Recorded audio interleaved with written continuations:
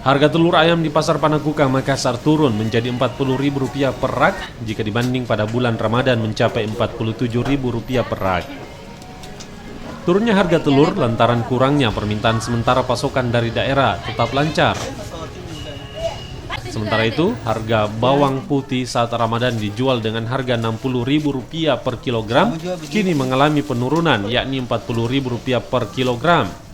Begitu juga bawang merah yang sebelumnya Rp50.000 per kilogram turun menjadi Rp40.000 per kilogram.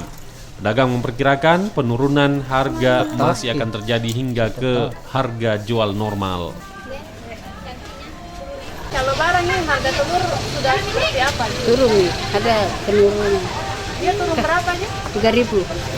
Iya, kan dulu 47, sekarang bisa 40, 43, 45. Ya, Kalau penurunan terbesar itu sampai berapa? Yang kurang berapa aja? 5.000. Yang kurang seperti apa itu yang Kayak ini sayang. Yang ini. Kalau ini. Ini sayang. yang ini sampai berapa dia gitu? Kalau ini turun 5.000 sayang. 5.000.